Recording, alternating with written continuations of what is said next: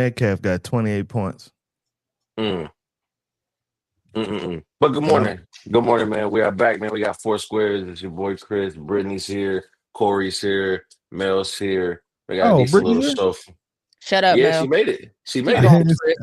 I didn't even see her. She I made didn't, it. She We're gonna ignore the I didn't. topic. Where Brittany? Hey, Brittany. Keep I going. did not even see her right there, man. Lord have mercy. She got her. She needs some glasses, and she'll be having her full Velma from Scooby Doo on with that bright ass orange. But shout out to Brittany, man. Shout out to Brittany, man. We got, Real quick. That's something to put on real quick. I was like scrambling. but we got a decent show for you guys this morning, man. Just to kick off your Sunday, man. Get you ready Decent. for football. It's gonna be a good show. It's gonna be a We good got a show. fire show, man. I don't know what you're talking about. Decent. It's gonna be a good show. Good show. Heck yeah, it's gonna be a good show. It's gonna be a good Sunday today too. It's a great Sunday of football. Before we get into it, man, how was your week, man? How was your weekend? Everybody Nigga. doing all right? Everybody good? I should be asking you the same thing, man. Man, I went to the Padres game last night, dude. It was Did you lit, get bro. did you get beer? Quick, Did you drink quick. beer? I didn't because I was Well, driving. hold on. Why wasn't I invited to the Padres game? Because it was my coworkers. It was. Oh, okay. Wow. It was. Okay. Listen. So fuck listen, me. You're not good enough. Okay. Roger You're not that. good No. enough. That's what it was. Not Roger that. Not Roger That's that. what it I was. don't- You're not I good don't- enough. He ain't I trying don't- to I don't- No, I'm a secret. Evidently, I can't be. He can't be seen with me and his coworkers, man. I'm a secret. I don't like mixing friend groups. I don't like mixing That friend nigga groups. said- Oh, No. you want to Okay. Man, he said, So we- so check it out. we call So it. check We it call out. that friend adultery. That he Right. committing over there. that's what it was. Man, you act like you wasn't the first person I saw when I came down here. Stop being like You that. the Man, side friend. you came down here for oxtails, man, Right. and Destination Smokehouse. You ain't come down here to see me. He came down here. Stop, He came up. stop He acting came like over. that, man. He came over there, made you happy, and then went and cheated on you. That's damn. Stop acting like that, man. Stop acting like that. You know what it is. But Damn. before we get into the show, funny story about the game yesterday, right? So we sat in the seats that's like Corey would know. We sat in the seats that's by the left field foul pole, right? Okay, yeah. So you sat over in the warehouse, by the warehouse. Yeah, by the Gotcha. warehouse, right to the side of the Western Metal Building, right? So Jake Cronenworth hit a foul ball. I'm tracking it. I'm like, oh shit, this ball is coming to me. I get ready. I'm lining it up. For some reason though, my mind went to wide receiver. Perfect diamond hand. Boom. Right? I shit you not. The ball hit me right here in the palm of my hand. And I missed it. You dropped it. I dropped it and it bounced somewhere, and then the dude next to me is the one that ended up getting Why it. didn't you do like that lady? You see that lady went over there and took the ball from that dad and his kid. That's my ball. It hit my hands first. It's my ball. Where was that at? I know the Phillies game. I want to say it was.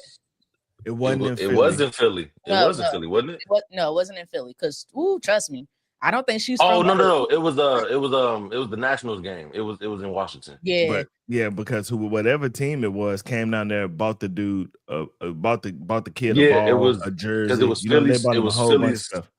Yeah, it was Phillies fans, but at the Nationals game. Yeah, yeah. No, So she's not from Philly. I checked because she didn't get a too liking here in Philadelphia. No, How you gonna snatch it from a kid? Like, yeah, no. Took that ball from a kid. And that kid got to learn somewhere. He did learn. He got everything he wanted. He so did. That's my and what's crazy is that moment got caught on camera and was on TV too. I gotta find the clip. So yeah, that was my unathletic moment of yesterday. I'm talking about I'm lying. I can't believe this is about to, you know what I'm saying? It's coming this way. Did they dog you out on national on TV? No. The game wasn't nationally televised. It was on like the local Padres channel or whatever. But we had one of the guys, one of my other coworkers was at home watching the game, and he said that it was on TV. Because they track the foul balls that go down the line that could possibly be fair. They track those with the camera, and so we showed you on national TV drop the ball. Dropping the ball and dropping the ball and then having a mini tantrum because I didn't get it. So it's hard to recover from that, Chris. A mini tantrum. What the mini tantrum look like though? Hey, the whole section, dreads everywhere. The whole section from the rest of the game on, every foul ball, they was like, "Oh, you ready? Go get it, go get it." Damn. So, but that was cool because I never sit in those seats. I normally sit behind like the first base dugout. But being in those seats, man, it was cool. It was a lot of action over there, man. So, and shout out to the Padres for always putting on the show, man. So. Yeah, that's what happened last night. I like sitting out there too, Chris. I've sat. Next time, I would never go to a baseball game without a glove, though. I'll tell you that. I'm getting. Come on, Chris. You don't need no glove. After you 14, you don't take a glove no more.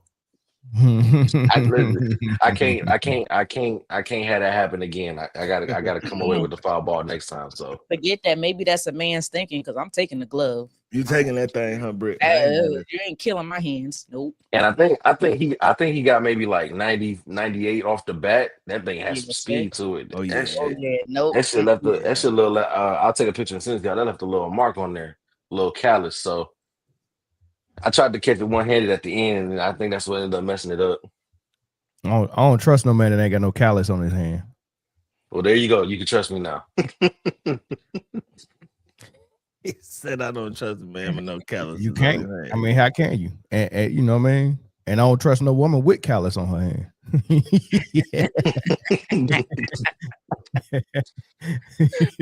All right, but anyway, man, let's get into it, man. So Thursday night, the for the majority of the game, Seahawks was kind of doing what they wanted with Arizona. Kyler Murray couldn't really get anything going. Ended up putting together a little late rally. Almost got in there and was able to pull off some theatrics, but Sam Darnold in Seattle ended up coming away with the win. It's actually a more tight race in the NFC West than I expected it to be this season. Why? Especially with a lot of these division games coming out early. Well, first off, didn't expect San Francisco to be 3-0. Although they're barely beating who they're beating, you got to respect that they're 3-0. Arizona was 2-0 before they lost to San Francisco. Now they're 2-2. Seattle is back to what, 2-2 as well, or they're not 3-1, are they? No, 2-2. So 2-2. There's no under 500 team right now. Seattle's 3-1. They're 3-1. Okay, so there's no under 500 team in the NFC West, and I thought the NFC West was going to be one of the most uncompetitive divisions this year in football. It's early. And then we got another division game next Thursday with the 49ers and the Rams on Thursday night. So it's getting a little hectic over there, you know. So but what you guys see in the game? You guys see anything well, first of all, I mean, Sam Darnold looks a little impressive, a little bit. I mean, I seen him, show up that first season he was with Carolina, and what was the first 8 games he was looking like a Pro Bowler. Mm-hmm. That might have been the best football he ever played, and all of a sudden, like, the bottom fell out. I don't know what happened. I don't know if he got injured one week and then came back, and all of a sudden it seemed like everybody figured them out, and he couldn't move the ball no more. He just remembered he was Sam Darnold. That's what it was. Yep. them ghosts came back. Yeah, so something happened, so it looked like he's able to kind of get back on track, man. I'm impressed. I think that's the only thing. I'm impressed by Sam. I was disappointed in Marvin Harrison the first half, but he did okay the second half. Kyler Murray is not looking like a leader. While Marvin Harrison was struggling, I never seen like that quarterback receiver interaction where they go over and he's a powder.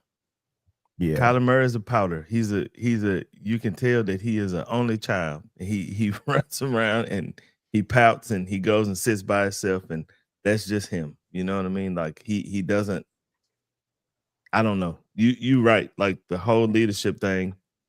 just going and speaking confidence into your receiver, because Marvin Harrison was clearly shook, and you could tell when he scored, like a big relief came off of him. He got down on his knees. He was like, "Thank you." You know what I mean? Like you could tell, like a huge weight was lifted off his shoulder, and your quarterback's supposed to take that off your shoulder.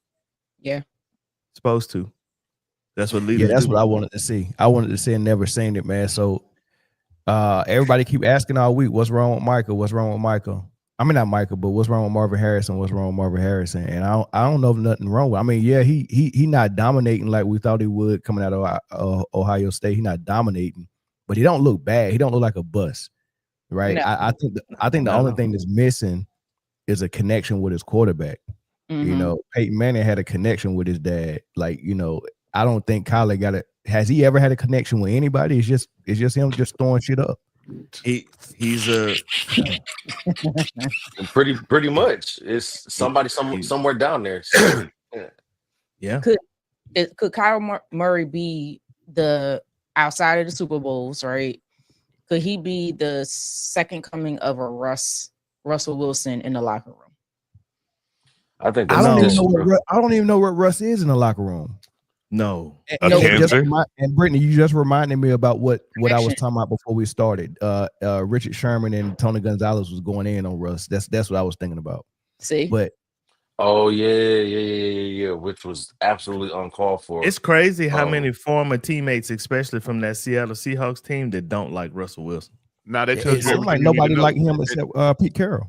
That tells you everything you need to know. It's true. And even when he got to Denver, how they had to tell him, listen, man, you don't get your own you don't get your own office, your team, your own training. Recliner in front of your locker. So he went to Seattle and got star treatment, and players didn't like that, and he figured that should go on wherever he goes. And listen, people who have to run through a wall for you will do it if they feel like you'll do the same thing for them. You don't even have to, but if they feel like you will, they will. Yeah. But word that comes out of every locker room that Russ has been a part of up until now is that he's not likable. I mean, that's crazy, man. So I say all that to say that Kyler Murray doesn't have that same effect. He's just not very good. Like, I take that back. He's just very good. Like, I'm not gonna say he's not very good, but we expect elite play out of him. We expect he shows flashes of brilliance, and we'd be like, "Oh, he can do this." No, all the other shit you see is there too. Like, that's his game. He got a little body and a big head. He got small hands, and he doesn't care who catches the ball as long as somebody catches it. Like jersey, referee, fans, none of that matter. Like Kyler Murray is at best who he is. Like now, Corey ain't gonna let you. Corey ain't gonna Kyler Murray. Corey ain't gonna let us just go in on Kyler because that's his dude. That's the dude he pick every year in fantasy football because he's from Texas. Corey go say some great things about him, and I can't wait to hear it. No, Corey knows I'm not lying. No, Jay's not lying. Kyler. I pick him. I call him the angry toddler because when he run, that's what he look like. Oh, it was bad on Thursday. The problem child. Yeah. He like problem child. Man.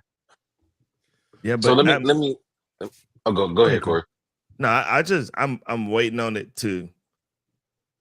I'm waiting on it to translate on the field. Like you saw him all through high school because he was here, right? Even though he played at OU and A&M, two schools that I absolutely hate, right? I watched them in college, and it was fantastic. I'm just waiting for it to translate to the NFL, and in 5 years it hasn't. I was gonna say, how long do we have to wait though? Like right. Like I think what we see at this point is most likely what we're going. I mean, maybe it's coaching staff. I don't know, but how long do we have to wait? How much longer do we got to wait? Well, it's not his fault. I was just thinking the same thing, Brittany. But then you got to see this quarterback renaissance that we're seeing. Sam Darnold getting into a system and a coach that works for him. Daniel Jones get into a system and a coach that works for him. So I was gonna ask, like, do you all think it's a Kyler Murray issue, or is it an Arizona Cardinals issue, or is it just the personnel around him issue? Yes, yes. The answer is yes. Yes. Listen, who was the answer is sí, señor. Is this the same guy that we're talking about where they almost put a clause in his contract where he had to do some film study or something like that? Yeah, he had to watch a certain. He had to watch a certain amount. Has that changed? Is that so maturity development, has that type of things changed? If not, we're going to. It don't matter what coach he with. Agreed. And and that's why I said some of it is his problem. Some of it is on him. But that original, the air raid offense that Kingsbury, that he brought, like that whole first regime wasn't NFL like to have a new coach and a new quarterback both coming from college around the same time. That's never really going to work because neither one of y'all are familiar with how the NFL does things. And again, man, being a college coach where you are the disciplinarian, you are everything in that system as a college coach to be in the NFL. You just, as an NFL coach, you got to manage personalities because your star players are making more money than you. And if they play bad, you lose your job. You get what I'm saying? So it's different. So that didn't work. So now with the coach you got now, it's kind of working, but if I'm not mistaken, he was a defensive minded coach, right? Yes. Yep. Jonathan Gannon. Yeah. So they still haven't really gave him Kyler Murray with a Sean McVay or with a it's 100 guys that Kyler Murray we could see the best of Kyler Murray. It just had to happen. So I wouldn't say throw it away with him. Chris, you alluded to it. Sam Darnold, Baker Mayfield,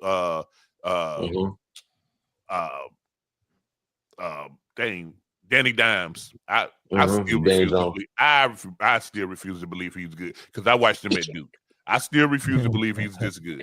So, but hold on. Duke is not a football school, though. Duke is not a football school. So hey, they done had some quarterbacks at Duke in the last few years. If it's not a football school and this is where you go to school, that tells me everything I need to know. Texas didn't want you. The Mannings you don't go to Duke for football if Texas wants you. The Mannings love him. But he's a Manning camp kid, though. Yeah. And that's what I'm saying. He has talent. You see the flashes of brilliance. Like no one's ever took the time out, and maybe he doesn't study film because he don't have to. In college, you really didn't have to study film. Your OC and your head coach will tell you, "Hey, listen, this is what we've seen." They have film sessions or whatever, but it's like study hall. This ain't college, baby. This ain't college. Yeah, but remember, he got in there with a college coach. They came in together, right? Yeah. Kingsbury may have been there for a year or two, but I know he may have been there for a couple of years, but I know he absolutely wanted Kyler Murray. Yeah, but so what I'm saying is but Kingsbury had him in college too for a minute, right? He may have had him at A&M. Jay, you might be right. Yeah. So that's why he wanted that. It was his guy. So again, we just gonna run the same system that we had. I don't. You tell me what I need to look for. I don't have to make audibles at the line. You tell me, look, man, go out there, man. 14's gonna be down there. And when he got there, it's the tail end D-Hop and Larry. Mm-hmm. So I could throw the ball to those guys. It's true. Or in their vicinity and let them make a play on the ball. And so all this full circle to Marvin Harrison Jr. The problems that he's having right now is in between his ear holes. Like it's all mental. And once he figures it out, who is his vet on offense? He doesn't have one. His vet season ended, man. Running back Conner. I was just about to say it'd probably be James Conner. Yeah, I think that's probably the person outside of Kyler that has the most years. Which is why I say this is organizational, because Bring in anybody, Cameron Curry, any wide receiver that's been in the league 10 years, just bring him in there. He'll never have to smell the field, but he tells you how to be a receiver in the league. Bruh, this wouldn't be going down if leadership was better wherever Marvin Harrison was at. If this dude was in Pittsburgh right now with Tomlin and A-Rod, it'd be different. That's what I'm saying. It's organizational, dude. Like, some organizations don't deserve championships, and Arizona's one of them. Some organizations don't deserve championship players either. And Arizona's one of them. I mean, but you know what? They had Kurt Warner and Aquan Bolden, and that was my favorite Arizona squad. Maybe the squad that Jake the Snake was leading. Jake Plummer, like the comebacks that he was leading back in the day was crazy. But yeah, that Kurt Warner squad was just insane. Fitzgerald and Aquan Bolden was insane. He took Arizona to the Super Bowl, guys. Yeah, right, and had a shot of winning. Yeah, and they haven't been nothing since. Like, who they get after that? Josh Rosen. They missed on that. Maybe so. They missed on Josh Rosen. Then they hit on Kyler Murray, but they haven't been able to cultivate. No, they missed on Kyler Murray because we won't see what Kyler Murray can do until he has the Angry Bird not on his helmet. When the Angry Bird, when he's playing in another organization, we'll be like, dang, Kyler Murray was here the whole time. Ain't nobody gonna give him a shot except maybe Miami. Oh no, you crazy. I can name 10 franchises right now that would take Kyler Murray. Nah. The New Orleans Saints, the Las Vegas Raiders. Oh yeah. Yes. But that's worth that. But that's a lateral movement for Kyler. It might even be a step backwards. I'm talking about the franchises that they got stuff around already, as far as the front office, coaching staff, and supporting cast. Pittsburgh would take him. Pittsburgh would take him. Pittsburgh would take him. I would. Carolina might take him. Nah, I'd rather have Bryce. I would like to see Kyler Murray and the New Orleans Saints with Corey. Help me out with the new head coach. Kellen Moore. I would like to see him with Kellen Moore and see what he does with him. They got some receivers in New Orleans. Olave. Exactly. I would like to see that. Ooh, and Kamara's still not he's not terrible at as a running back. He's very serviceable still. Very serviceable still. I think he's only as bad as what's being put around him. Like, you get him in a quarterback that actually is competent enough and can do what he's supposed to do, I think you might see Kamara of old again. Yeah, because Kyler Murray is leaps and bounds better than Spencer Rattler. 100%. Kyler Murray will have to stand on his tippy toes to hand the ball off to Kamara. I mean, I see fumbles. Stand on his tippy toes to hand the ball off is crazy, bro. The first pair of cleats with heels on the back of them. Them cleats with some clogs on the back of them. Now, if you said he was in Baltimore and had to hand the ball off to Derrick Henry, I'd agree with you. But come on, man, Kamara ain't that tall. So they said Kyler Murray is 5'10", so he's probably really 5'9". He might be like 5'8", 5'9". Yeah. Okay. Yeah, that's why he keep his hair long so they can measure from the top of his hair. But on the other side, man, what are you guys seeing from Seattle? Is this just like good scheduling so far, or are they actually, surprisingly putting something together? They play good. They playing good football. Listen, man, we got a two-headed monster in the backfield. They do. We got to stop this, guys. Listen. No, Jay, hold on, Jay. Before you get on your soapbox and try to trash them, listen. The defense is nasty. They got a two-headed monster in the backfield with Charbonnet, and that might not even be how you say his name, but I want some wine. No, it's Charbonnet. It's Charbonnet and Kenneth Walker. Yeah. Yep. You said it right. Kenneth Walker. I mean, they're the type of guys to stay healthy as well, and they can run between the tackles. And then Sam Darnold's playing pretty good, and Jackson and Jimbo. I'm saying his name ring as well. Hey, listen, he's the truth. Yes, the man. Another Dallas Texas project. He's the truth. But here's the problem with them, man. Like, they're winning close games, they're winning good games, man. But listen, they in dog fights with dog shit. You understand me? They are in dogfights with teams that won't be around at the end of the year, bro. Nah, I can't measure them like that, man. I mean, because they could be losing to them dudes. I'd rather win in a dogfight with them. I mean, it's really good teams that get in dogfights with bad Look, teams. you lost to San Francisco. They have the health report that I have right now, and I'm currently on dialysis. How did they lose that game though, Jay? Was it a bunch of turnovers, or did San Francisco actually a really good game winning drive by San Francisco. What's my boy name? Brock Purdy. Brock Purdy. Yeah. Brock it was in a dog fight with dog shit. They but Jay, they're not beating themselves. They're not turning the ball over. They're not giving up a bunch of points, a bunch of yards. You know, listen to what I'm saying. Pittsburgh.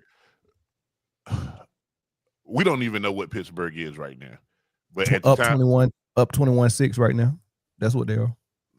Dude, and listen, in one of my fantasy leagues, I made the brilliant decision to sit DK Metcalf, and he's going off. I want to break everything that I own because he never said DK. He gonna at least get in the end zone once. No, but prior to this, so the toss up was between DK and JK, and JK been hooping. He been balling. JK who? Dobbins. The running back? Yes. Yeah, they are my flex. It's my flex. Yes. JK been balling though. I wouldn't start J.K. Dobbins if he was my only running back. Shout out to Kid Gravity and Beyond, man. What's up, big dog? Ain't no way. But what I'm saying is Pittsburgh at the time that Pittsburgh played, they was two Rodgers real bad interceptions and a guy that don't know the rules of kickoff away from losing that game. Yeah, they just beat Arizona, who everybody just said, hey, what's the problem in Arizona? And the answer is yes. What is the problem? But how are they playing though? How do they look? How are they playing? No, that's what I'm saying. So you alluded to it, and then they blew out the Saints, who exactly they haven't really played anybody. So I believe they look good against bad teams. So I want to see what they look like against good teams. That's all I'm saying. All I'm saying is let's just wait before we say Seattle could be a playoff contender. They can do this. But right now, they're beating the teams they're supposed to beat. Let's just wait. That's fair. That's very fair. I just wanted to say that they was in dog fights against dog shit. This language that Kid Gravity is typing in is unique to a certain part of the YouTube street, y'all. B1 is black first, right? B1 Night Rider check in. Pittsburgh is making me money right now. Thank the Most High. I can speak that language. Did y'all get that? Y'all didn't get that. Okay, my bad. No, that's dope. I like that. That's pretty legit. I like when kids speak YN. It sounds like that dude on I can't even remember that show. The dude to put an R on the end of everything. Nova. Yeah, he got a song, got this cold. It's probably one of the hottest songs on the radio. That boy Mel loves C-Nova, boy. Hey, C-Nova, that dude, dog. Hey, but to Jay's point, Week 5, the Seahawks play the Buccaneers. So I think that might be their first real test. It will be for sure. So Buccaneers playing some football. And Chris Godwin is back. Right on time. They just lost Mike Evans though, and I think that's that rookie in Tampa Bay is going crazy. The running back. The wide receiver. The receiver. Oh yeah. Yes. He is going crazy. So remember, Chris, he was the man at Ohio State before the young dude showed up. Yeah, for sure. He was. Yeah, but he was him, and Baker is getting him involved early. He had 2 touchdowns in his opening game, and he's keeping them involved. And he was key in that comeback win against the Falcons. Mm-hmm. He was very key on that last drive too. So they brewing something nice over there with that receiving core, and I think that'll be Seattle's first test to see if how they stack up in the NFC. But yeah, that was a perfect segue actually. Speaking of Tampa Bay, getting into some of these week 4 games today, man. The battle of the 3-0s out there in Tampa, man. Philly and Tampa going at it, man. Mayfield and Jalen Hurts, man. I think it might actually be a pretty good game, honestly. Without Mike Evans, I don't know. Brittany, what you think? I'm back and forth. I'm back and forth. Tampa seems to be the Eagles' kryptonite. And I do have to be mindful that the last couple of years, last year he was missing AJ, Devontae Smith. I think Lane Johnson wasn't there. 2 years ago, he was missing AJ, and was it Lane Johnson not there as well? So you was missing some of your horses. But Todd Bowles and that daggone defense, it's like they get what Jalen wants to do and what this offense wants to do. Especially, we always play them early when the Eagles are still trying to figure out their identity and which way and how they want to play. On paper, you would probably think without Mike Evans, I think Baker is questionable. Most likely he is playing, of course, but he's hurt and whatnot. You would think on paper the Eagles probably take this, but the way the Eagles have still been trying to figure out what they want to do on offense is interesting. It's interesting to me. Oh, geez. It's just like, I want to say the Eagles might not win this one. But did you pick the Eagles, though? Damn. I did pick the Eagles because they have A.J. Brown back. And if they play how they're supposed to play, like they did in the second half of that Rams game, and not the first 2.5 quarters with that offense, and I agree with Drew Brees, the offense just looks boring, then I can't see how, you could lose this one. But the Tampa Bay is the Eagles' kryptonite. I'm going to be completely honest with you. This is the kryptonite. Looking at the season stats so far for the two quarterbacks, it's a lot of good football being played. And a lot of quarterbacks across the league, honestly. It's not that many interceptions in the league so far. A lot of these quarterbacks have some good ratios. Baker got to throw it to your wideouts in order to get potential interceptions. This is true, but I think it could also be taken in as the sign of taking care of the ball, and you can see the two different sides of this coin. Jalen Hurts is picking his spots. Baker Mayfield is a gunslinger, and they're both taking care of the ball very well to start the season. So I think the defense will take a back seat. I think this actually might be a shootout. I think Tampa is gonna kind of start running it up, and Philly's gonna have to take the top off to keep up.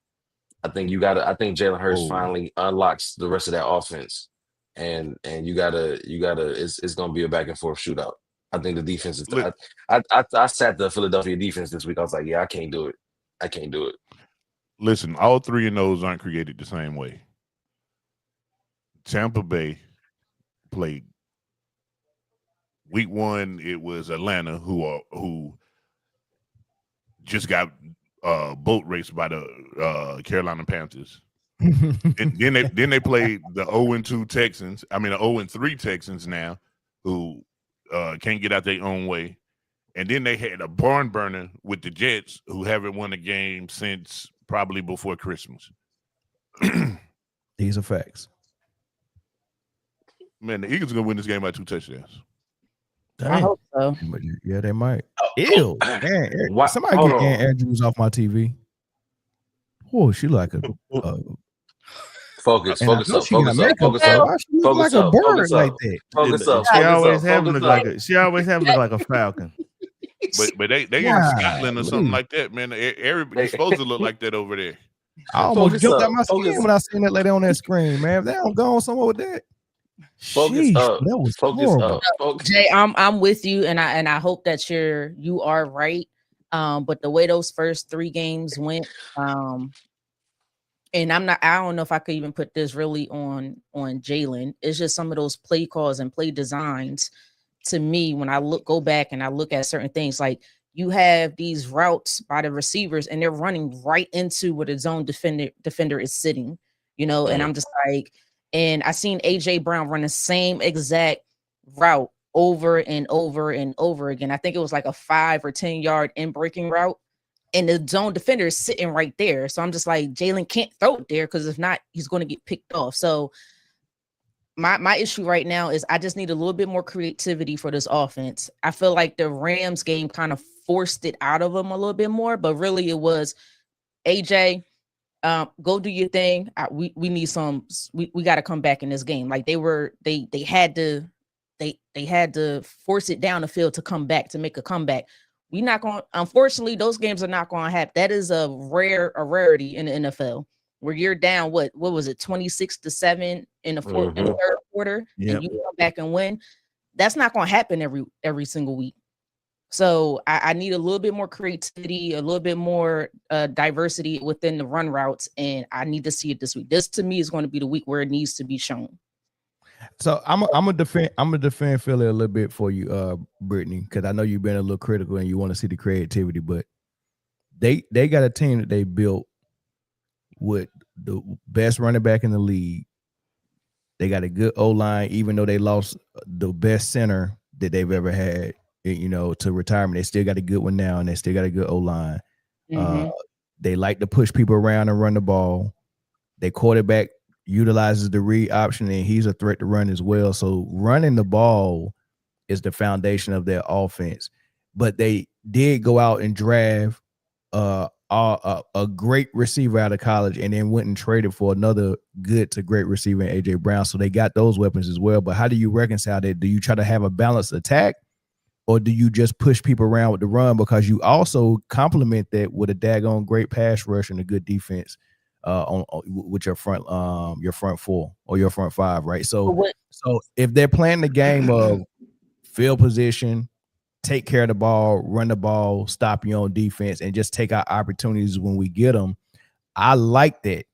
We've seen Baltimore and Pittsburgh have defenses like that in the early 2000s, late 90s, and, you know, teams like that. I mean, Trent Dilfer took Baltimore to a daggone Super Bowl. So with Jamal Lewis and a great defense. So you don't need to sling the ball. You get more turnovers slinging it like that. It's not about, for me, it's not about slinging the football, like, you know, going crazy with it. That's not what I'm saying. But what the first 3 games have shown you and how the defense is playing, they're stacking the box. And in our decision on the offensive side is the defense is stacking the box. So we decided to give Saquon the ball to run up the middle. Where is he going to go? He has nowhere to go. And you're running up the middle. You're not even trying to run it to the outside or anything like that. Do a play action pass. You got to have the defense, you know, I think on us, it's more on us to make the better adjustments, right? If I'm making sense of what I'm trying to say. So what the last game showed me was throw the ball downfield a little bit more, and all of a sudden now Saquon could get his. Now we started seeing Saquon get his 5 yards, 10 yards, 11 yards. Prior to that, he was, 2-3 yards tackle for loss. So I just need a little bit more balance on offense. Jalen Hurts has shown he could throw the football. Trust him. He could throw the football. He's not a lousy quarterback by any means, regardless of the team around him. So you got to trust him a little bit more to get it to his playmakers so things can open up for a Saquon Barkley. Does that make sense? There's 2 things that play there. So what Melvin was speaking of is how Philly wants to play football. They want to beat you up. I understand how they want ground. But hold on. What Philly showed when they were down is how they can play football. Now, what you're asking for is the marriage of the two. Play how you can, and then eventually how you want to play will be more available. But I get what you're saying. But these right here is what you call great team problems. Dallas, they can't play how they can play or how they want to play. You get what I'm saying? So it's a different. Yeah, that's a different reason though. What I'm offense saying is clicking for them. The defense just sucks. Yeah, but what I'm saying is to be able to have a way that you want to play and a way that you can play. That's amazing. That's a good team. It's an embarrassment of riches. But yeah, Jay, to your earlier point when talking about Tampa Bay, right? You said not all three of those are created equally, but let's put Philly under the microscope. They're a CD Lamb and a fourth quarter collapse away from being 1-2. So Agreed. is it fair to say, like, actually, in a Travis Kelce drop from being 0-3, if you want to be honest. Golly. Well, So- like you said, good teams make the plays. Bad teams do not. Move on. So but see, this is what I'm saying. People think that the gap between the Jets and the Eagles is big. It's not. It's not. The worst team and best team is who makes the play when the play has to be You made. said the gap between who? The Jets and the Eagles. I see what he was trying to do, though. I see. No, come on, Jay. Not the Jets though. Well, hold on, The Jets, hold on, Mel. Hold on, Mel. probably the worst team in football right now. Nah, Yeah, hold on. I wouldn't even say that they're the worst team because they've been in every game. Everybody been in every game. Like they show up. Who that quarterback? No. Who that quarterback? Quick. Fields. It's Justin Fields, but Tyrod Taylor took over when he had concussion. Hey, yeah. And Tyrod Taylor almost won that game against the Bucks. Who they number one receiver? Quick. Garrett Wilson. Okay, that's a good one. Here's my thing in football. Brees Hall, man. Right. Here's my thing in football. First of all, almost don't count. It's either you do it or very you don't. true. Okay, very true. This is not Brandy almost. This is Brandy's almost doesn't count. Like, so make the plays when it's directed towards you. Travis Kelce dropped that ball. Guess who's that on? He ain't make the play when he was supposed to. The Rams lost in the second half. It's 4 quarters to a game. Don't act like you won in the first half. All right, you got all excited for no reason. CD Lamb wasn't catching the football. Well, too bad. Fix your hands. He was on the jugs machines that same night, wasn't he? So almost don't count in football. When you had the opportunity to make a play, make a play. That's what the Eagles did. That's how they became 3-0. And I agree. You have to take advantage of, whatever the other team is giving you. So shout out to Philly for being able to do that. And you can't really play the what if game when it comes to the NFL, but it's just like you got to be able to see, like, okay, Philly is 3-0, but they're not the 3-0 that I feel like they could be, if that makes sense. I agree. Listen, when you're a great team. Hold on, Jay. Is that how math work? Please, Jay, back me up. No, first of all, that's not how math works. It's not. When you're a great team, man, you want to do enough to win the game. Man, they're playing for February, bro. They're playing for February. Listen, if Philly showed you that if you think you're just gonna beat us, you're not. They're a good team. And listen, fuck Philly. Let me say that too. I don't like them. I don't. They beat the shit out of us in the Super Bowl, bro. Listen, it's cool. But I'm telling you that front office knows how to run an organization, and that coach, as smug as he is, he understands what he's doing. We have to win games that we have to win. They'll probably lose 2 games this season that are head scratchers. You're like, why did they lose to this team? You know what I'm saying? They'll probably lose to them, but because they don't care. As long as they're on top of the seeding and the playoffs have to go through, they don't care. No one's going undefeated in the league this year or any year for the next 5. That's undefeated. Go ahead. I'm gonna disagree with you just a little bit. I think it's one thing to lose playing to a certain standard. It's another thing to play how they've been playing thus far. Like, it's been, the offensive line has not been playing up to par. And I get it. It's going into week 4, give them probably another week or 2 to try to get things going, right? But the way they've been playing just hasn't been up to par, I guess you could say, or up to their standard on how they can play. So, and I think that's a big, yes, they want the main goal is to get into February. But the problem that y'all have right now is a good problem to have. You have a brand new play caller who isn't used to calling games. He's Correct. calling plays right now. Over the season, he'll start calling games. So if you're winning right now with your play caller only calling play by play, oh, it's 3rd and 17. What do I supposed to do here? When he learns to call the whole game, I don't care. This is how we're doing. This is the game plan, and we're going to call the game plan. Da da da da. At halftime, we'll make adjustments. Listen. Right. That things will take. Philly doesn't have one problem that you can't fix right now.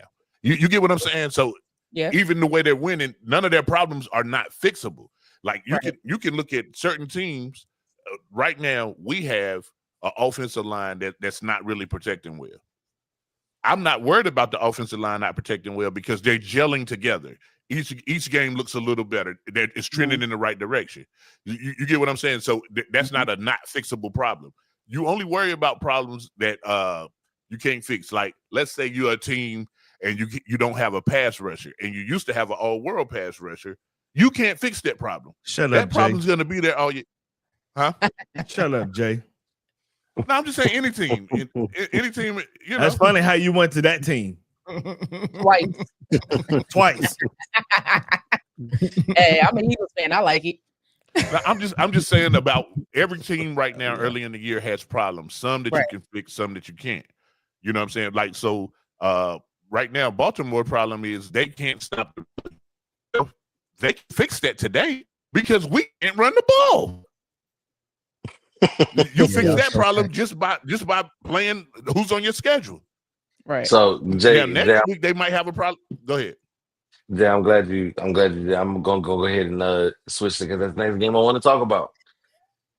Kansas City and Baltimore, man. You got Kansas City who got a much needed must win, although they scuffled a little bit through it against the Giants, and you got the Ravens coming off of an absolute masterclass on Monday Night Football against the Lions, man. First off, I want to ask y'all, who needs the win more?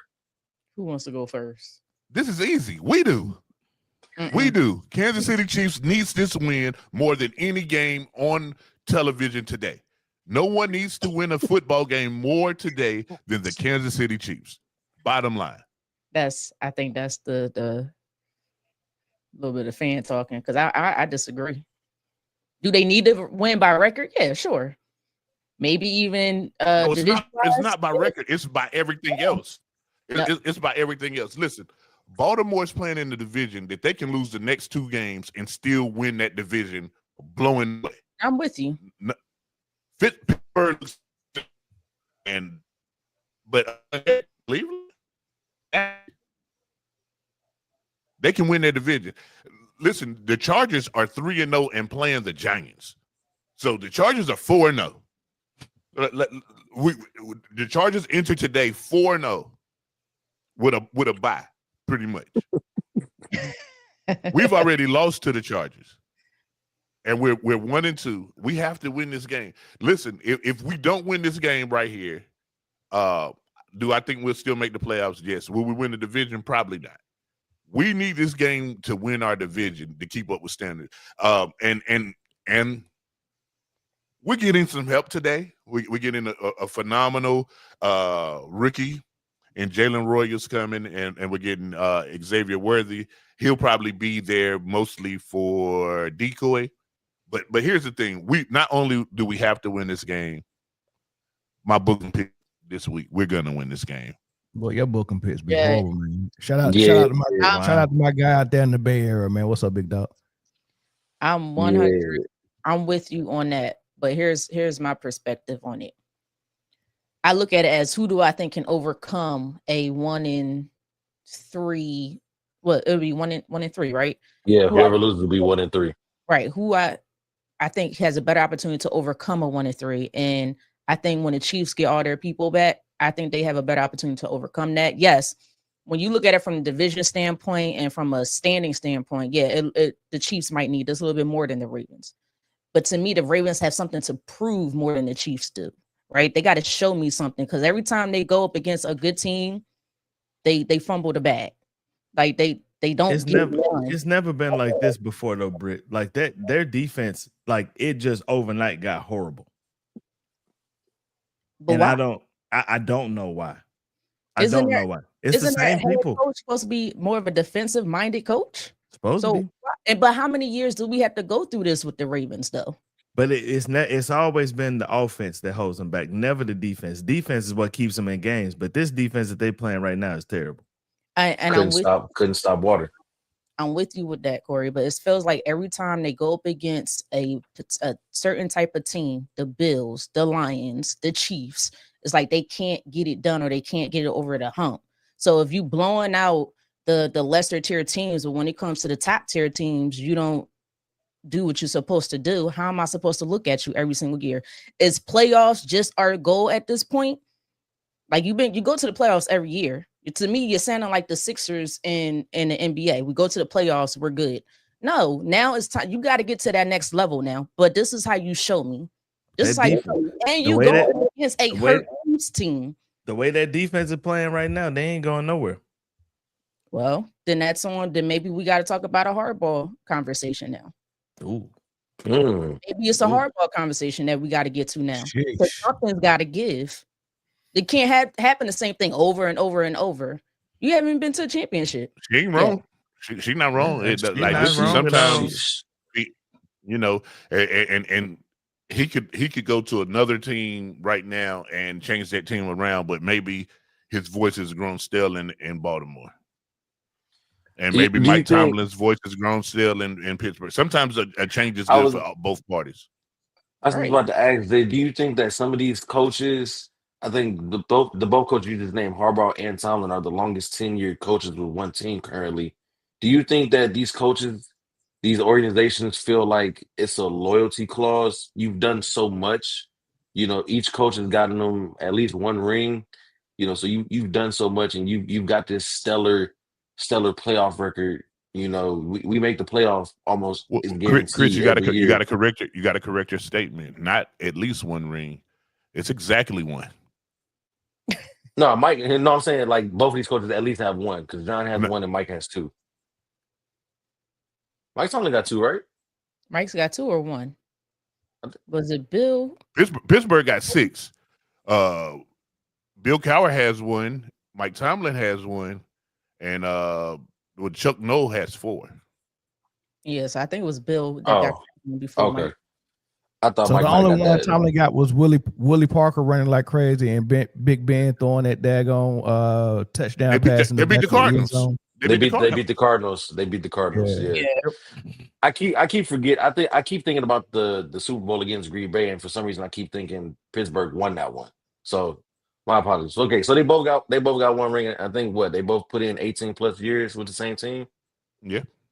Yeah. So is it a loyalty? Like, okay, man, yeah, we're getting to the point where we're not getting past a certain point, but we just can't. We don't have it in us to be like, all right, you got to go. We're waiting for you to be like, okay, I'm done, or what is it? Nah, all of that is fine, but when you think about Philly had to make that tough choice with Andy Reid, and then the rest is history. Thanks, Philly. So I mean, I can think we got 2 Super Bowls after that. So yeah, I mean, it worked out for both people. It worked out for Andy Reid, and it worked out for Philly. Like just sometimes it's time, man. Like sometimes it's time. But you also can't be scared just because they got you one. A prime example, like Jay said, Philly, Doug Peterson got you one. They moved on to him. Moved on away from him 2 years later. 2 years later. 2 years later, after he won you a Super Bowl. So you can't be scared. Cowboys got rid of Jimmy Johnson right after they won the Super Bowl. Right. and so we saying 18 years or how many? I don't know how many years it's been since Harbaugh won his Super Bowl. And put it like this: Joe Flacco didn't have gray hair. Joe Flacco didn't have gray hair when it happened. So 2012. So 13 years of, this might sound crazy, of mediocrity. I was thinking the same word, Brittany. I was thinking mediocrity because once you have a standard and then you don't get back to that standard, you're now, mediocre to your standards. You get what I'm saying? So like you haven't been back to a championship game. You haven't been back to a Super Bowl. You make the playoffs and then you take the rest of the time off. Like you're satisfied with over 500 record and making the playoffs. You're satisfied with division titles, and that's never healthy. When you get complacent and start being satisfied with just division titles, I think that like Jay said, the relationship is getting stale and a change needs to be made. Yeah, we're satisfied with our quarterback winning regular season MVPs instead of trying to go get that Super Bowl MVP. Like, come on. Sorry. I'll say it.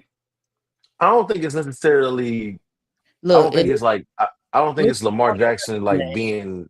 I don't think it's Lamar being obsessed with going for individual awards. I think that it's a bigger issue that needs to be addressed, and it could be coaching. That he has these fantastic regular seasons.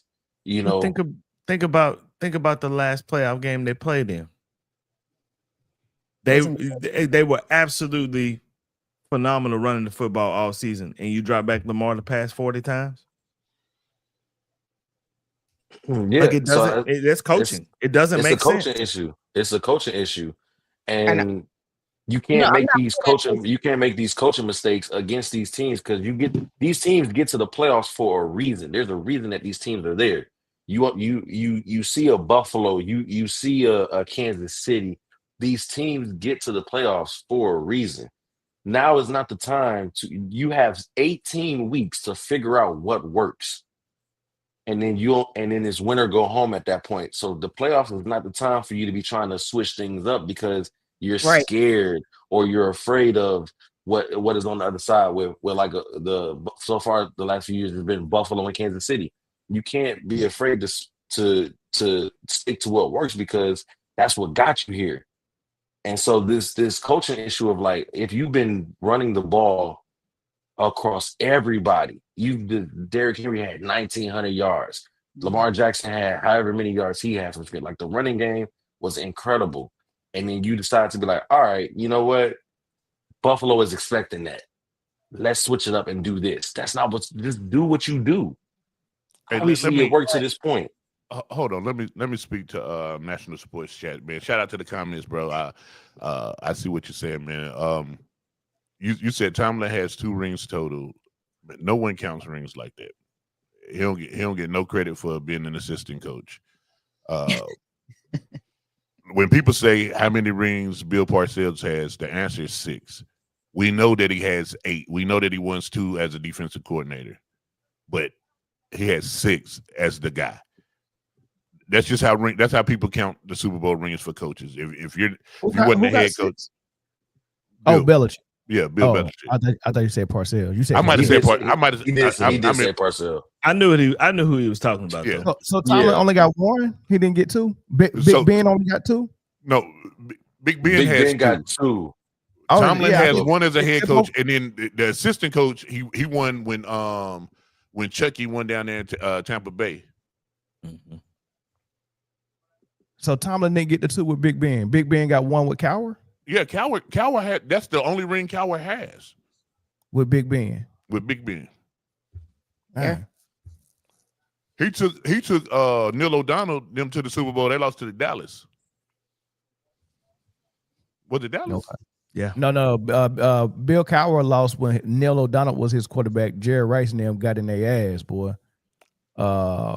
Steve Young and Jerry Rice got in. And they got there twice. It was Jerry Rice got him one time, and I don't know who got him the other time. It had to be Dallas.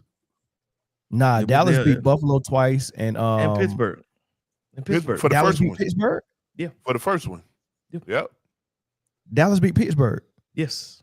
No, for the third one, for the last one. For the last one. With it wasn't Jimmy. It was Switzer. Barry Switzer. Yep, that's right. What? Yes, sir.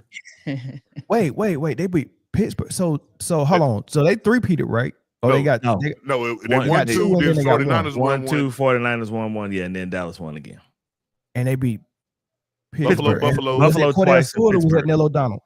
It was both were there. They just Neil O'Donnell was a starting quarterback. Yeah. So Neil O'Donnell lost to Steve Young and Dallas. I don't know if he lost to Steve Young. I don't know if it was Steve Young or not. I don't know. Okay. No, I think Steve Young got his first Super Bowl by beating Shit, it might have been Buffalo. Now they beat Cincinnati. I think they beat not Cincinnati, the Chargers. Yeah, they did beat the Chargers. And then I think Steve Young because Steve Young got Chargers. It was the Chargers. Yeah, I watched that one. It was that was my first. Troy Aikman. Yeah, that was my first Super Bowl party. I watched it at Jafari they blew House. the doors out. I think it was like 55-10 or some shit like that. It was something crazy. Shit out of I watched that Super Bowl at Jafari House. That was our first Super Bowl party. We went and got Doritos, Bing Dip, and all kinds of crazy stuff. Shit, yeah. Bean dip is wild to be eating as a kid, bro. Or either way, don't eat bean dip. So real quick before we move on to the next one, just give me keys to win for both sides. What's the key to win for Baltimore? What's the key to win for Kansas City? Stop the run. Oh, I like when Corey did a good keys to win for Dallas on Cowboys Speak yesterday. I like when Corey do keys to win. Let me hear that. I want to hear Corey. Baltimore, and then we just go drown Brittany. I don't want to hear nothing else from Brittany. Damn. What is going on? See, no, always gets on me because I don't talk enough. So when I do talk, now he got to drown. No. You're talking perfect. I'm just hazing. That's all. I'm just hazing. Hey, Gainwell hooping today, by the way. And I just traded Gainwell to Corey and he benched him. I tried to tell. I said, Corey, this is the starting running back from Pittsburgh, dog. They're going to him end zone twice, and you getting the doors blowed off of you right now too. Oh yeah, I mean, because Curtis got BK Metcalf. Yeah, but you could have got 30 points from Gainwell, but he on your bench. Well, hey, it is what it is. Some people just like pushing it down to the side for no reason. Wow, here we go. Anyway, Corey, what's your keys to win for both of these teams, Corey? Baltimore's gonna have to play defense. Mm-hmm. Like they gonna have to stop something. You know what I'm saying? Like you have to stop something. And the one thing that might save them is Kansas City struggles to run the football. So you got it. And for Kansas City, Patrick Mahomes got to be Patrick Mahomes. You get a couple weapons back today. You know what I'm saying? Let's become Patrick Mahomes again. But that offensive line is gonna have to block too.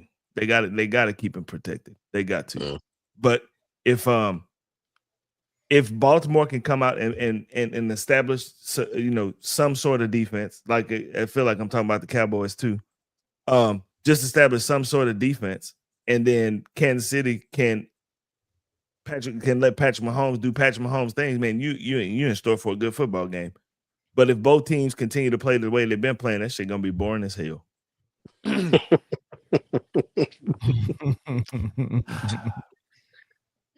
Jay, what you got? Let me hear your keys, Jay.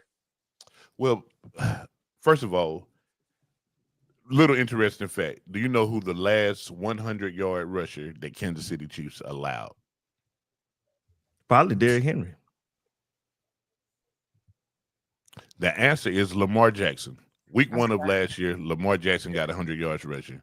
No one has rushed 100 yards on Kansas City except for that game in the last 29 games. So stop the run. Stop the run. Continue to stop the run. You'll be fine. Make Baltimore be air happy, because anything can happen when the ball's in the air. So make Baltimore be air happy. That's part of Kansas City's keys to victory. The other part is very opposite of what Corey said. Let Patrick Mahomes be your quarterback. I don't need to see my quarterback having to play hero ball to get something going. Listen, keep 15 clean and stop the run. You can win that game. Baltimore, this is how you win the game.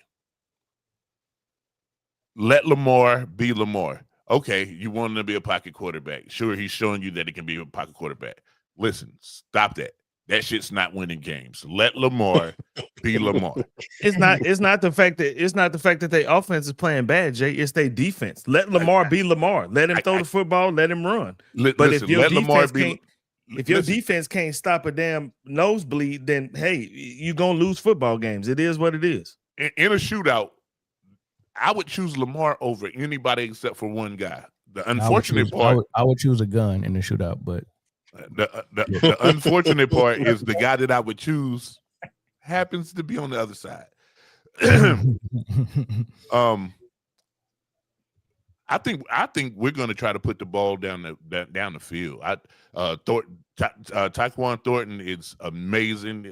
He looks really good. He's getting his timing with Pat, and Pat's getting Xavier Worthy back. And all preseason, just Jalen Royals' kid has showed up in a way.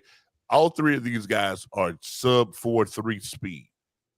Understand what I just said? I gave you three guys who runs faster than 4.3.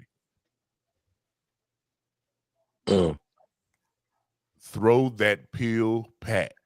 Throw that motherfucker everywhere. First and 10, throw it. Listen, I think it's over. He gotta have a little bit of time to throw it down the field. Also, Coach Andy, Big Red, we're friends. Baby, take that number 10 jersey off of Pacheco. Sit his ass down. Kareem Hunt. He should be your running back. Pacheco, take that same number 10 and go to Miami and bring Cheetah back. It's cool. We can do that. That's fine. But listen, Kareem Hunt should be your first running back. Trying to split. Both of these guys are rhythm backs. So trying to split between both of them. Wow. Welcome back from suspension. I just seen it too. They just gave up a big play. Yeah, welcome back from suspension. Trying to split touches between two guys that need the ball to get rhythm to get going isn't working. So you have to choose one between the two. And one of those guys is a 7th round pick, and the other guy is Kareem Hunt. So, and I'm a Pacheco guy. I'm just saying it's not working right now. Yeah. Ain't nothing working in KC if you want to be real about it, man. I think it's over. I think Kelsey's done. I think everything that gave Pat a safety net, whether it was Kelsey or Tyreek Hill or whoever it was, Kareem Hunt coming out the backfield was a safety net for a couple of years. Like, he just don't have that no more. He's yet to make that connection with none of these new guys they brought in. You just get that cash out. From who?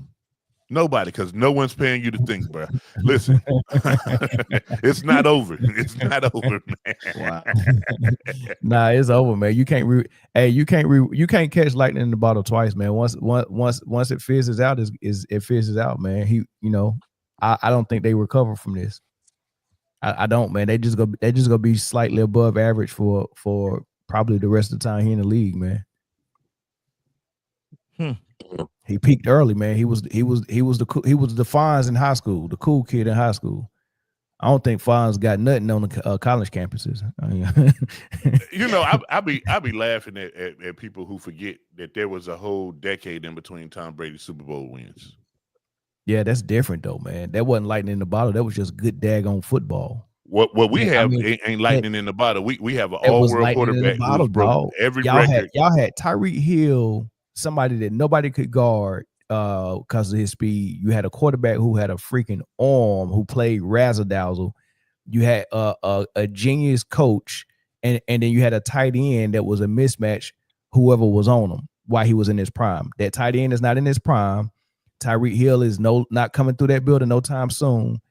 And Pat is a shell of himself. A shell of himself? Yeah. This man had 669 yards, 3 touchdowns, no interceptions. That interception ain't on him. Sounds like the ghost of Matt Stafford to me. That interception ain't on him. And whilst his number 1 and number 2 receiver is sitting in street clothes. Shell of himself. Stop racing. Dude, he number 1, number 2 receiver he's not had since Tyreek left. And comparing Tom Brady and since Tyreek left, all he's done is went to 3 straight Super Bowls. I've seen Tom Brady. How many, Chris? Switch it up so many times, man. How many straight Super Bowls? What's the goal? What's Tom the goal, Brady Chris? has. Listen, hold on. Let me finish this, Jay. The goal is to make it to 4, right, Jay? Well, here's my thing, and you compare them to Tom Brady. Here's the difference between New England and Belichick and Tom Brady. When they switched it up, they didn't look this bad. They still could could do what they do, and they did it so many different ways. Hell, I'm gonna tell you, when Tom first got there, he was a manager. The defense was stout, right? The play calling was really good, and Tom Brady just took his shots and whatever. And then if the game was close, he was able to do something late and drive them up the field for field goals. All right. When they started getting rid of that secondary they had, when they had daggone Rodney Harrison, and when they had Ty Law and Lawyer Malloy and all these dudes started retiring and getting traded, that team started looking different. And then we seen them bring in running backs on that last leg like Corey Dillon or Antoine Smith. And the run game was very important. Then we seen him use receivers like Deion Branch or whoever the heck that was. Then we seen him come in with 2 tight end sets with Hernandez and Gronk. Then we seen him come in with Moss. I've seen him do it in so many different ways. Pat Mahomes seemed like he can only do it when he had that prime tight end that was unstoppable and that prime receiver that was the fastest on the field. Well, here's your fallacy. That receiver's been gone. He's won 2 Super Bowls without that receiver. Yeah, but we know in both of those Super Bowls, Jay, this dude got questionable calls to extend plays and series and drives in the playoffs in 3 straight playoff games for him to make it there. And we know they was playing like shit before Taylor Swift got back in there and brought millions of fans where the NFL felt like they needed the help and cheat for the Chiefs. Like we know what we know we watched bad football all season from the Chiefs, and then Taylor Swift came and everything switched up. We know that. No, dude, we've won games in different ways. We've blown out teams. We've been in dogfights. Here's the thing. Listen, success breeds hate. Cool, I get it. That's cool. That's cool because with having guys that can't make an NFL roster anyway, anywhere else, Mecole Hardman, MVS. This guy took them as his 1 and 2 receiver, and Tony, and went to Super Bowls. Here's the thing. You said Patrick Mahomes is a shell of himself. In the last 3 years of playing football, he's had worse than dudes that people said Jordan used to guard at wide receiver, and he's went to 3 straight Super Bowls and won 2 of them. And this year, his number 1 and his number 2 receiver has not had combined together. They had 3 plays of football. Number 1 and number 2 receiver had combined 3 plays of football, and he's still putting up numbers. He's still moving that tater. We're about to get back to winning games. And listen, you can say anything you want to. You can say that it's over. You can say that it's done. You can say whatever, but make sure you tell me in February when we're in what San gives Francisco. What gives you the confidence that they're getting ready to start winning games again? Because the horse is coming back. We'll win this one. Then we got Jacksonville. We'll win that one. Then we got a really tough game against a whole pack of Lions. Probably lose that one. And then Rashee Rice comes back, and then it's off to the races. We ain't losing no more when 4 gets on the field, we ain't losing no more. So get your licks in now because shit is getting real. You still got to play. You still got to play the Chargers again. I got a level of respect. I got $50 to the first 3 people who want to bet on the Chargers when the Chargers play Chiefs at Arrowhead. I got $50 a piece. I got 3 $50 bets. Look, I got a level of respect for the Chiefs that is undeniable. I have and it's mainly because of Andy Reid, but we're not going to forget Andy Reid in this conversation. Patrick Mahomes is a good quarterback, great quarterback, but Andy Reid is that guy for that. Is like, to me, he's one of the, if not the best head coach in the game right now, and you can't tell me otherwise. So you could look. I'm not a huge fan of Patrick Mahomes for other reasons outside of football, off the field, and he is talented. But Andy Reid to me is that guy. Andy Reid, regardless of who's on that field, he's gonna make sure you do your job, and he's gonna understand your strength and your weakness, and put you in position to ensure that you succeed. To make sure it's easier for a guy like Patrick Mahomes. And that defense has always been good. Let's not forget about the defense neither. That defense is not like that right now. No, I'm talking about when they've been winning for all those years. Yeah, It was like that. not all those years, because we won the Super Bowl with the number 31 ranked defense in the league. The first time we beat 49ers. Huh? What year was that? The year before 19. Chris Jones signed his contract. Oh, no. So, was it 2 years ago? Hold on. No, 19. That was 19. We fired him, and then we brought in Steve Spag. And so once Spag been in there, the defense has been in the top half of defenses every year. And that's this year, this year the defense is still looking pretty good. We had a bad first game. Who doesn't? But now the defense is showing up. Listen, you can say that our offense isn't clicking because it's not. It hasn't clicked yet. But the defense keeps it close. All I got to do is keep it close. And if we got a chance, if 15 gets the ball, we win. Y'all just don't believe in stuff ending though. Like that's what that's the problem. Stuff has to end. Everything you gotta know when to fold them. But it's not now. That's what I'm saying. It's now. Okay. Turn the page on Kelsey. It's y'all gotta find a new way to win. Kelsey ain't it, dog. No one's even throwing Kelsey the ball. He's not even getting targets. It is time to move on from Kelsey. He's getting money though. Listen, Noah Gray is there. Kelsey, I guarantee. What he got? 1 touchdown so far this year. I guarantee a 10 touchdown season from Travis Kelsey. I don't look. Well, just like y'all believe it's time for Kansas City to move on to Travis Kelsey. It's time for us to move on to the next game. Because we run a long time. Well, let me shout out my nephew though. He over there watching us on Instagram. He said he can't say Lamar. He can't take Lamar in the shootout because his running back can't hold the rock, which is true. Three fumbles in 3 games is definitely worrisome. It might be 4 because we coming for that ball. Pause. It's definitely worrisome. But speaking of defenses that can't stop a nosebleed, and they got a big one coming back to Dallas tonight. Whoo!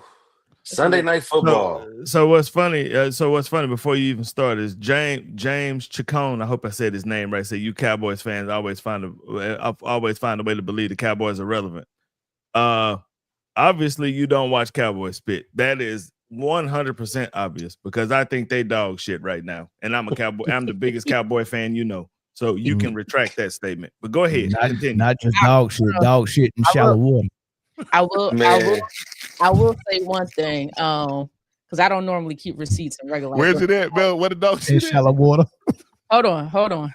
I will say one thing. I don't normally keep receipts. I don't keep receipts in real life, but in sports, I keep receipts. Corey, after week 1, I thought you said you had a good team. I thought we did, but that's obviously proven wrong. And what that did I proved wrong against the damn Giants. I said give these teams at least about 4 or 5 weeks, and we're going to see the true them. We're going to start to see the true them version of themselves. I digress. Good call, Britt. These boys. But I can be honest about my team, can I? Oh, absolutely. You heard me.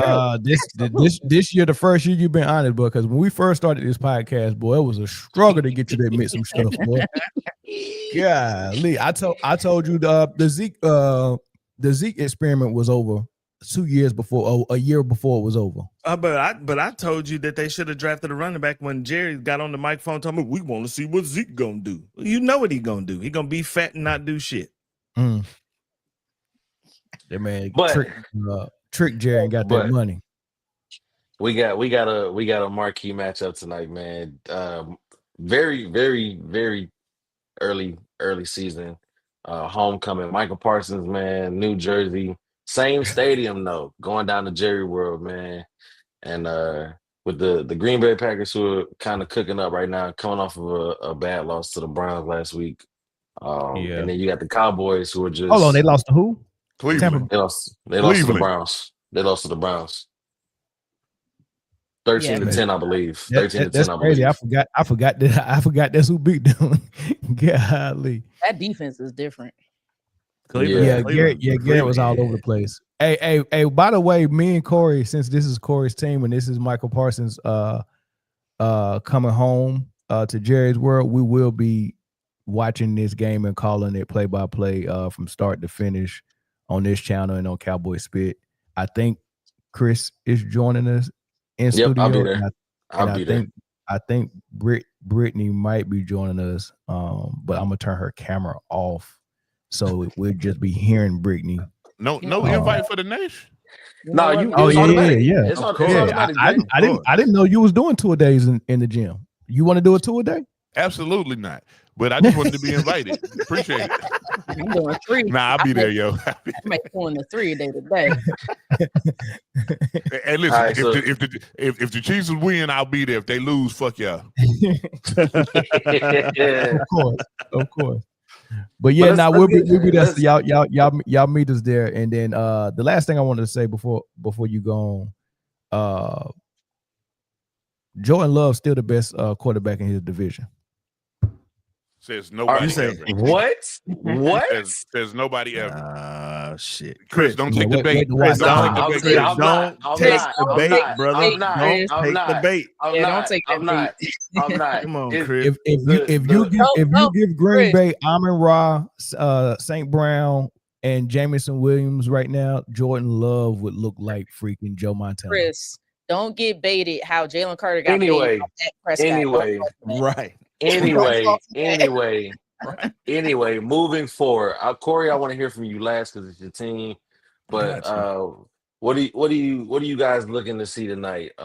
You think Dallas has it in them to stifle the homecoming, or you think Micah and Green Bay is just going to do whatever they want to do tonight? No, Carson Wentz is shit. I can't stand him. Boy, he threw that pick sweet. Well, that was but I ain't seen a sweeter pick before. Y'all ahead of me right now. What is wrong with y'all? I ain't seen a sweeter pick since I had a fro. God dang, y'all ahead of me. That was a long time ago. You gotta get up. You gotta get that YouTube TV, Brick. Oh, you watching on cable? You gotta get that YouTube TV. No, I'm not on cable. What you watching on? Can y'all focus up? We got 20 minutes till kickoff. Don't say you pirating right now because Trump listening. You don't do that on Trump's internet. You're so stupid. Listen, can't we got 20 minutes. Can y'all focus up? I ain't missing no red zone today. Hey, go ahead. Since they don't want to go, I'll go. The Cowboys don't stand a chance tonight. Sheesh. I think they'll try though. I think they'll. They try. They're not going to put up no fight. You don't think the emotion have them energized at least the first half? No, because 3/4 of the fans in the crowd gonna be Green Bay fans, strictly because of Micah Parsons. But because of Micah Parsons. You know they're not gonna let that boy get no sack though, right? And you know he gonna be pressing. If Dallas is smart, they gotta know that Micah Parsons want to get to the quarterback really bad, and they got to use it against him and do some draw plays and let him just overplay coming off the edge. Well, and just run on that side. You know, you get what I'm saying? Right. His weakness is that he comes wide on rushes and he leaves a natural run lane. But the thing is, though, is that if your defense allows Green Bay to go to score 21 straight points and you down 21-0, you're not gonna run the ball. That's the whole key to it. You need to be able to establish a run game in every game. The Cowboys have established a run game, but you need to be able to run the ball throughout the entire football game. And what that means is your defense is going to have to show up and you're going to have to play good defense. But as long as they keep playing that bullshit ass cover 3 and receivers are wide open at Hut, you know what I'm saying? Then you can forget it. when they get wide open, Hut. When?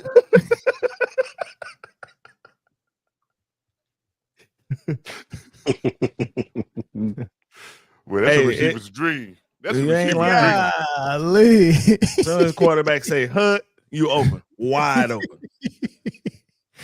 Golly, man. So yeah, I mean, Transformer from the format said Rashad Gary about to eat because they go double Micah. Yeah. But Micah still want that sack though. He might not get it to the fourth quarter, but he, you know what I mean. Dak ain't got no red jersey no more. It's time. He going for it. Yeah, he definitely going for it. They better run that ball. I think Micah, he the type of guy. He's remember everything that happened with him and Jerry Jones.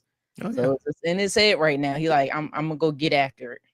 Oh yeah, and which could work against him if they know what they're doing. Not to mention his college shit to bed again last night. They did. Yeah, they did.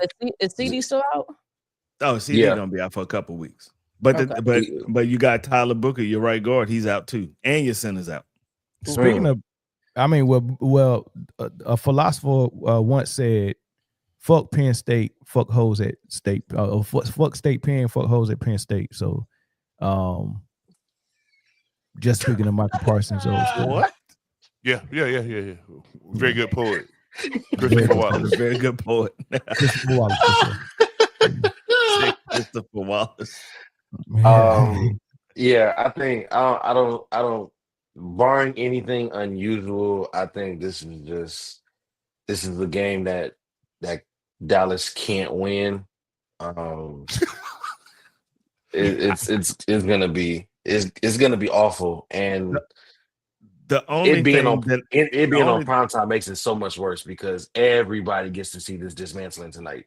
Chris, the only thing that I hope is that the Cowboys can keep it respectable. That's what I hope. If you lose by 14, they will at the beginning. I think the emotions will be so huge. I think at the beginning it might end up being a blowout, but it's gonna be a slow blow. Pause.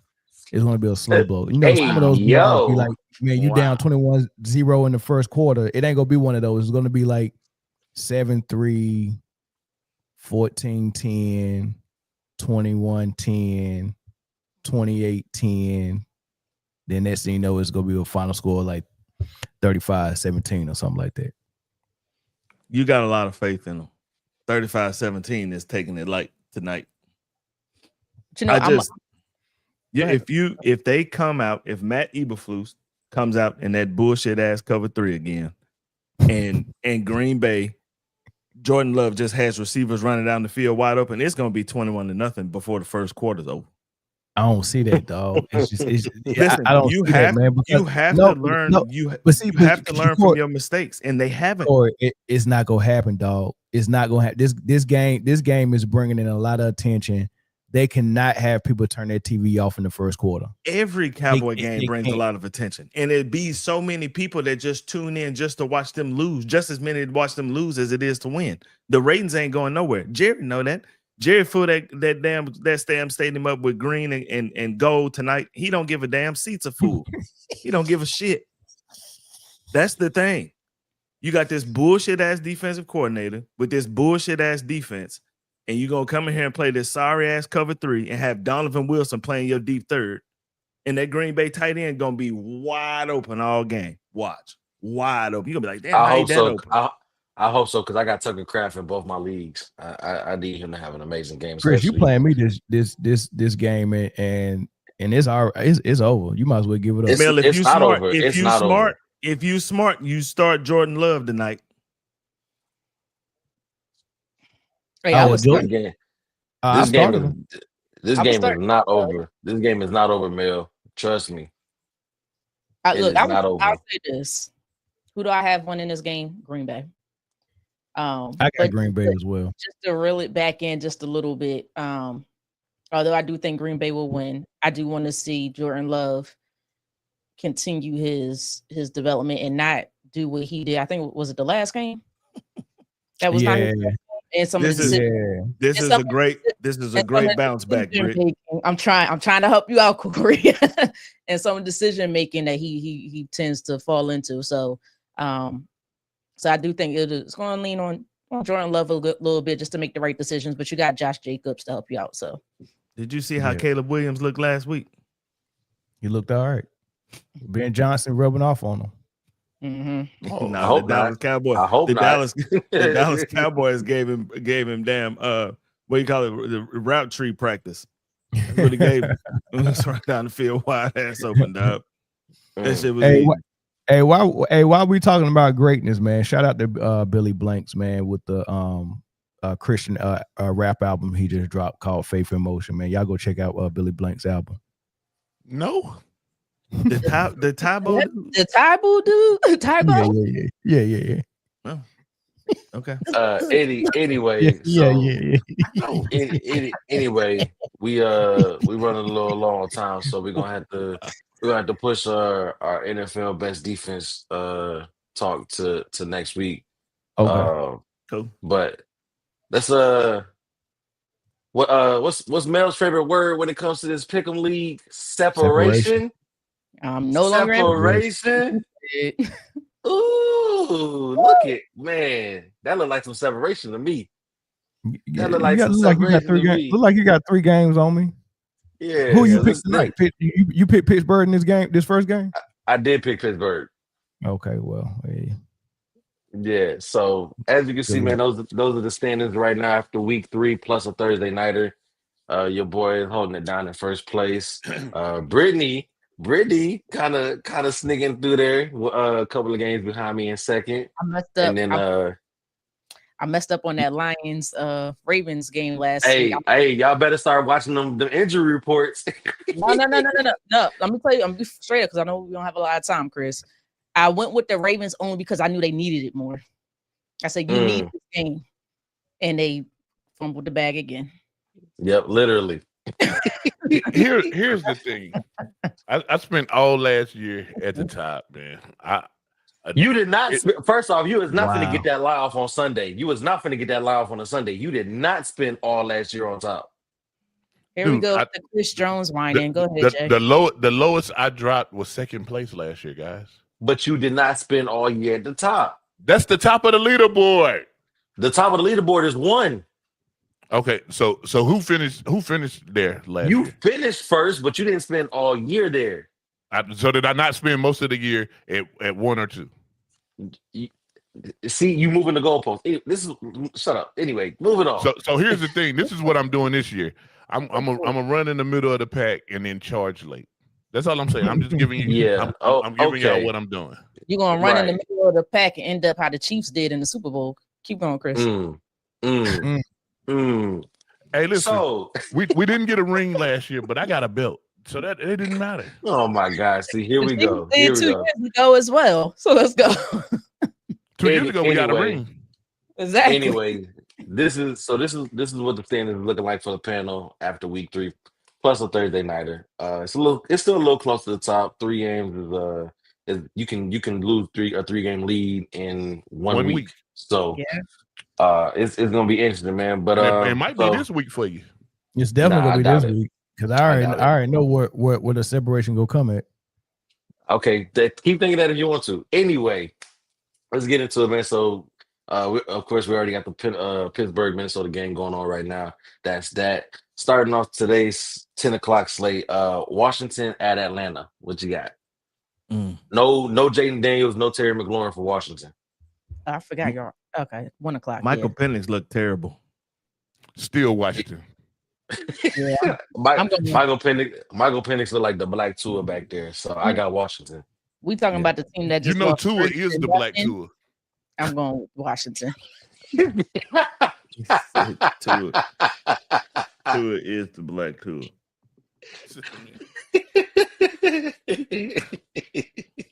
Wow. Anyway, Mel, who you got? Hold on, which game we on? I was distracted by this compliment from D hashtag frequency. Thanks for the compliment. We did do good on that GOAT criteria. Which team again? Which game? Commanders Falcons. Commanders Falcons Commanders. Okay. It don't matter who's at home. It don't. Saints Bills. Not the Saints. Really? Listen, here's my key. Here's my key other than the Saints. Here's my keys to victory. When you see Saints, click the other box. It doesn't matter who's there. Just take the S off of the word, and that's your answer. Yeah, they back to the paper bag ain'ts, man. In the words of the famous poets, Destiny's Child, Bills. those are famous poets. Yeah. Next game, Chris. Let's go. Browns at Detroit. Browns. Oh, we'll lose. Detroit. I got Detroit. Yeah, I'm going Detroit. Yeah. All right. That's unanimous. Move on. Panthers at Patriots. Ooh, I'm gonna go with the Patriots. The Butt Bowl.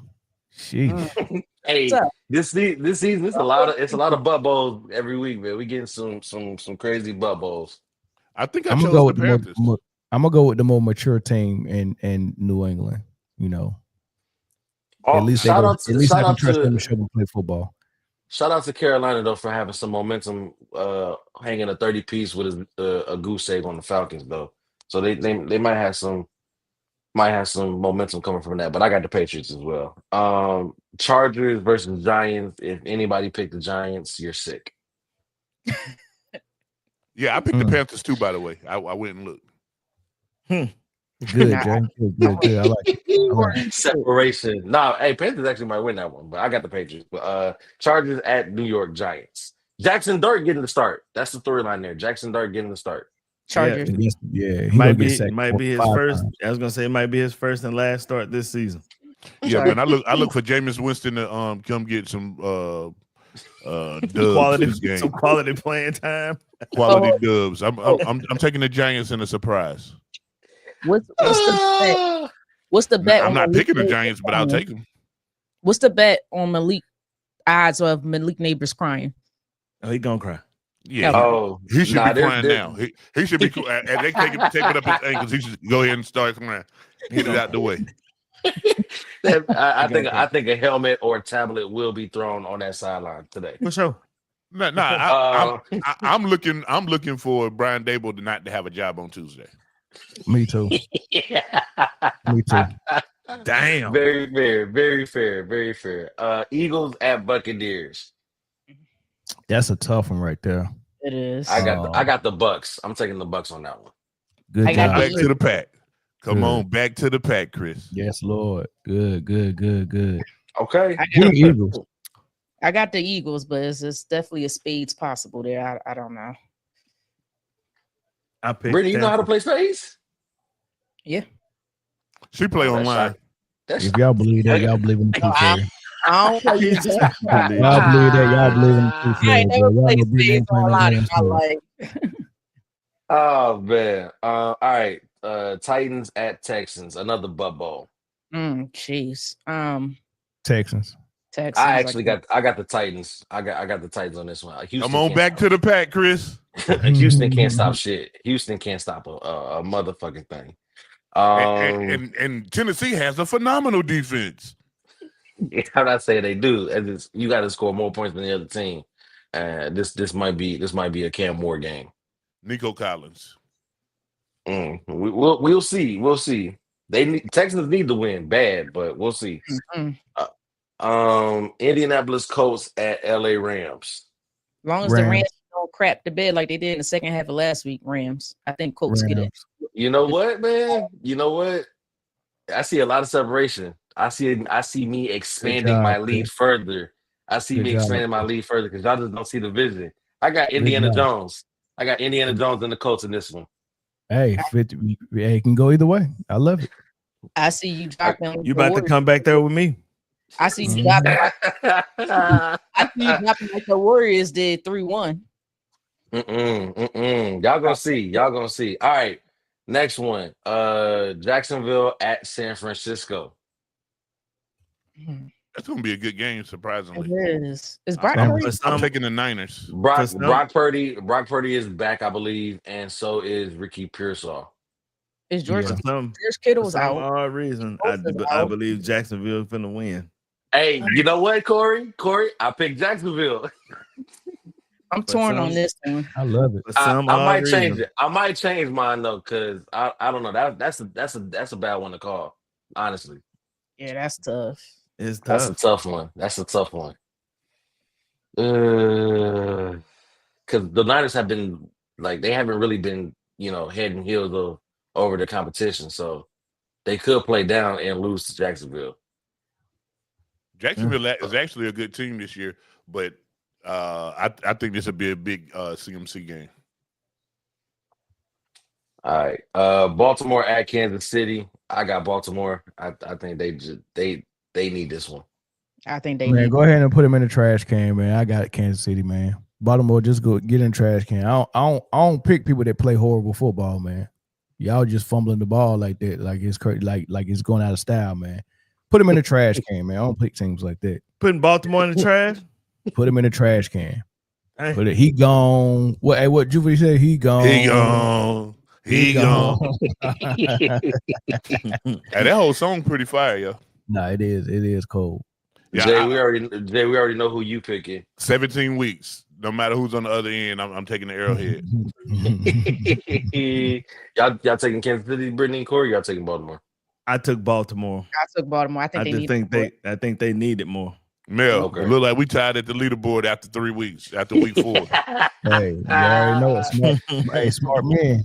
I ain't gonna lie to you. You might get this because I don't trust them. I'm choosing them, but I don't trust them. It's a lot of shit games this week that could go either way. Honestly, it's gonna be a mess. All right, Bears at Raiders. I took the Raiders. I'm taking a nap actually, but I also take the Bears. I took the Bears. I took the Bears as well. Yeah, me too. All right, Sunday night, Packers at Cowboys. I think that's unanimous.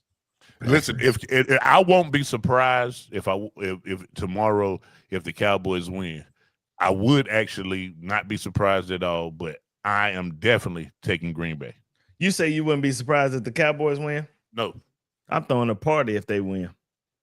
You should. I'm that comfortable. I'm going to sleep tonight right after the game. Ain't gonna be no party. With the Cowboys, I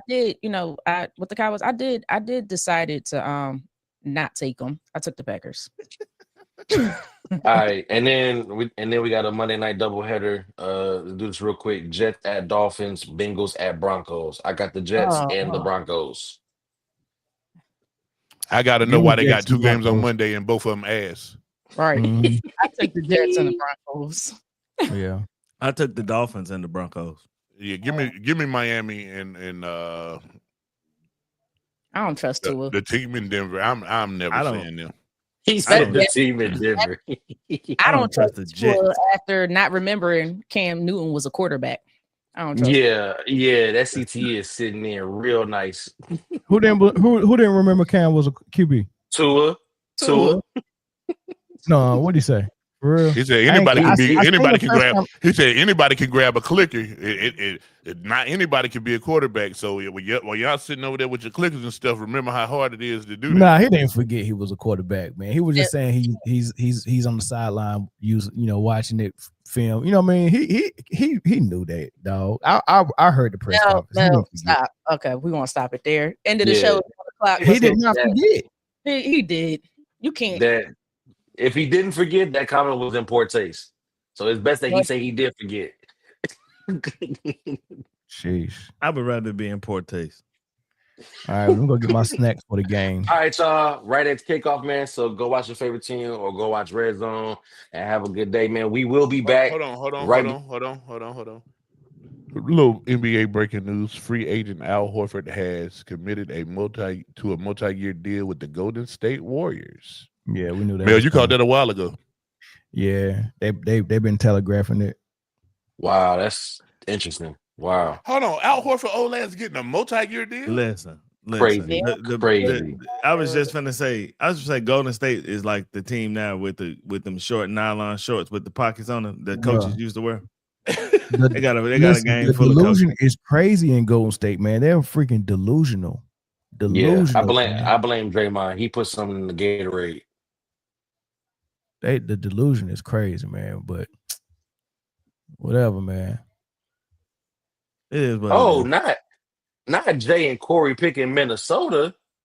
Separation. Yeah. Minnesota should have. I forgot. Listen, I forgot how much I hate Carson Wentz. I remember now. I will never listen. What Tim Tebow say for the rest of my life? You will never see a guy who will not pick Carson Wentz as more as me, who will not pick anything that Carson Wentz has to do greater than me. Jay, it's Sunday, so I'm seconding that testimony. Yeah. Hey, but go ahead and watch your football. We will be back for the Sunday night game, play-by-play call. All 5 of us back here tonight, man. So make sure y'all come back and 4 in the possible. 4 in the pot. 4 in the pot. Yeah, 3 in the possible because somebody camera gonna be off. 3 in the possible. Hey man, enjoy y'all Sunday, man. We'll see y'all later tonight, man. Peace.